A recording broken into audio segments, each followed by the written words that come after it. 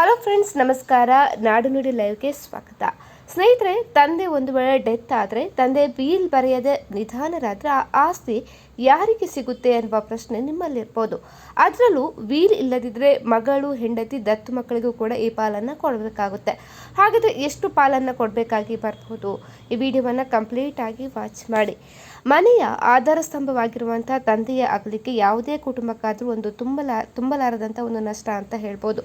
ಅಪ್ಪ ಬದುಕಿರುವಾಗ ಮನೆಯಲ್ಲಿ ಆಸ್ತಿ ಹಣದ ಬಗ್ಗೆ ಯಾರೂ ಕೂಡ ತಲೆ ಕೆಡಿಸಿಕೊಳ್ಳಿರೋದಿಲ್ಲ. ಆದರೆ ದುರದೃಷ್ಟವಶಾತ್ ಅವರು ತಾವು ಬೆವರು ಸುರಿಸಿ ಸಂಪಾದಿಸಿದ ಮನೆ, ಜಮೀನು ಅಥವಾ ಬ್ಯಾಂಕ್ ಉಳಿತಾಯ ಯಾರಿಗೆ ಸೇರಬೇಕು ಅಂತ ಹೇಳಿ ಯಾವುದೇ ವೀಲನ್ನು ಬರೆಯದೆ ಮರಣ ಹೊಂದಿದರೆ ಆ ಮನೆಯ ಮುಂದಿನ ಕಥೆ ಏನು?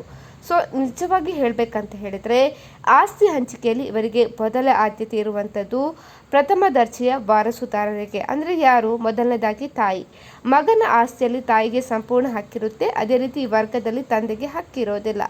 ಇನ್ನು ಪತಿಯ ಆಸ್ತಿಯಲ್ಲಿ ಮಕ್ಕಳಿಗೆ ದೊರೆಯುವಷ್ಟೇ ಸಮಾನ ಪಾಲು ಪತ್ನಿಗೂ ಸಿಗುತ್ತೆ. 2005ರ ಮಹತ್ವದ ತಿದ್ದುಪಡಿ ಕಾಯ್ದೆಯ ಪ್ರಕಾರ ಪುತ್ರಿಗೂ ಕೂಡ ಪುತ್ರರಷ್ಟೇ ಸಮಾನವಾದ ಆಸ್ತಿ ಹಕ್ಕಿರುತ್ತೆ. ಅವರು ವಿವಾಹಿತರಾಗಿದ್ದರೂ ಕೂಡ ಈ ಹಕ್ಕು ಕೂಡ ಮಾನ್ಯವಾಗಿರುತ್ತೆ.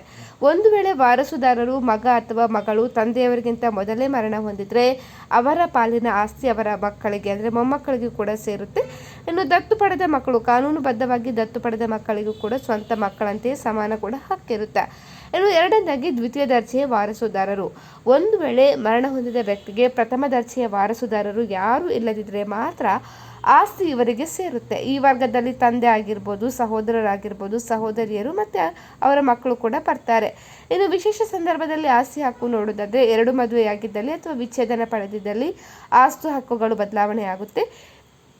ಈ ಅವಧಿಯಲ್ಲಿ ಅಂತ ಹೇಳಿದ್ರೆ 1955ಕ್ಕಿಂತ ಮೊದಲು ಈ ಅವಧಿಯಲ್ಲಿ ಇಬ್ಬರು ಪತ್ನಿಯರಿದ್ದರು. ಅವರಿಬ್ಬರು ಕಾನೂನುಬದ್ಧ ಹಕ್ಕಿರುತ್ತೆ.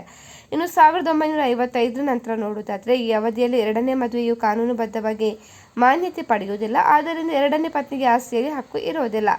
ಇನ್ನು ಸ್ವಯಮಾರ್ಜಿತ ಆಸ್ತಿಯಲ್ಲಿ ಪೂರ್ವಜರ ಆಸ್ತಿಯಲ್ಲಿ ಮಾತ್ರ ಹಕ್ಕಿರೋದಿಲ್ಲ. ಇನ್ನು ವಿಚ್ಛೇದನ ನೀಡಿದ ಮಾತ್ರಕ್ಕೆ ಮಕ್ಕಳೊಂದಿಗಿನ ರಕ್ತ ಸಂಬಂಧ ಕಳೆದು ಹೋಗುವುದಿಲ್ಲ. ಆದ್ದರಿಂದ ಮೊದಲ ಪತ್ನಿಯ ಮಕ್ಕಳಿಗೂ ಕೂಡ ತಂದೆಯ ಆಸ್ತಿಯಲ್ಲಿ ಖಂಡಿತವಾಗಿಯೂ ಕೂಡ ಹಕ್ಕಿರುತ್ತೆ. ಹಾಗಾಗಿ ಆಸ್ತಿ ವರ್ಗಾವಣೆಗೆ ದಾಖಲೆ ಯಾವುದೆಲ್ಲ ಬೇಕು ಅನ್ನುವ ಪ್ರಶ್ನೆ ನಿಮ್ಮಲ್ಲಿರ್ಬೋದು.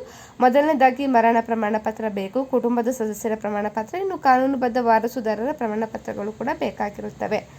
ಸ್ನೇಹಿತರೆ, ಈ ಬಗ್ಗೆ ನಿಮ್ಮ ಅನಿಸಿಕೆಯನ್ನು ಕಮೆಂಟ್ ಮಾಡಿ ತಿಳಿಸಿ. ಅದೇ ರೀತಿ ನಮ್ಮ ಚಾನಲನ್ನು ಕೂಡ ನೀವು ಸಬ್ಸ್ಕ್ರೈಬ್